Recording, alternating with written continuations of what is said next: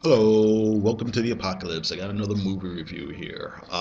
This one is Spring Breakers, which was released in the States in 2013. This film stars Selena Gomez, Vanessa Hudgens, Ashley Benson, and Rachel Corrine, and James Franco. It was written and directed by Harmony Korine, who's best known for writing script for controversial movies from the mid 90s called Kids, and he's also directed a semi popular cult film called Gummo, which I have not seen. The premise of this film is that there are these four young women who want to go to spring break in Florida, but they don't have enough money. So a few of them rob a bank, or I'm sorry, they don't rob a bank, they rob a fast food joint to secure the funds. The group go to Florida and they participate in various parties and all sorts of hedonistic behavior. And eventually the girls get arrested, but soon they're bailed out by wannabe gangster played by James Franco. He takes the young women in and gradually sort of pulls them down to the sort of darker side of life. It's an extremely interesting movie, but by the same time, I don't know how I don't want you to think that it's good like in an Oscar nomination type of way. Plot wise, it's very, very, very, very thin. The movie basically goes from point A to B, and that's it. It's really mostly about tone and atmosphere and electric visuals and interesting editing and stuff like that. It's kind of told almost in a non-linear way. Throughout, there's all this sort of garish neon colors and slow motion and unconventional camera angles and things like that. It's also pretty explicit when it comes to like drug and alcohol use. There's many party scenes where people are doing bongs and they're doing coke and they're drinking all sorts of alcohol.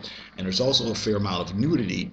Off the top of my head, I don't think any of the female leads actually bear all, but there are lots of random topless extras in the movie, and there's some violence as well. I don't think it gets too gory, but the violence exists. The acting from most of the young lead ladies is it's okay, it's serviceable, it's decent. I haven't seen any of their Disney films, so I don't know. I don't have too much to compare it to. I have seen Vanessa Hudgens in Sucker Punch, and I will say that she's much better in this movie than she was in that one. The actor, of course, who really shines in this movie is James Franco. He basically runs away with it. He stars as a drug dealer and amateur rapper named Alien, and he does an outstanding job. He's able to create this character that, on one hand, is kind of menacing, but he's also kind of I don't know, a little bit vulnerable and kind of I don't want to say he's pitiful or anything like that. That's not quite it. But you're able to see, I mean, it's like he's genuinely a threat. He's genuinely a dangerous person, but they also same time you see he's trying very hard to live up to this image of being a dangerous person, you know what I mean? Um but yeah, James Franco's skills are great in this movie. They almost outshine everything else that's going on.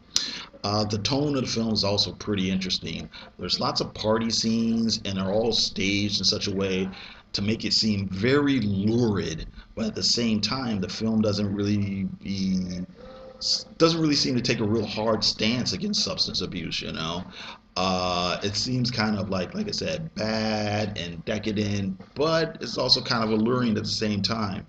Um, it's like that old Woody Allen joke where the joke is he says, "Yeah, my psychiatrist asked me if I thought sex was dirty," and the punchline is, "I told him, well, it is if you're doing it right." The movie also ends on a kind of morally ambiguous note. You kind of think that certain people are going to learn a lesson the hard way, and maybe without giving too much away, maybe that doesn't quite happen in a way that you would think it should. I do believe that as this movie was shot in a more straightforward, conventional manner, it totally would have been a straight up B movie flicker. Um, but I think it's all the kind of camera work and the nonlinear storytelling and the cinematography and whatnot kind of push it into a different realm, into another level. And that's it. I got to thank you very much for listening. If you have any opinions about this film, please share them. Thanks, and you have a good day.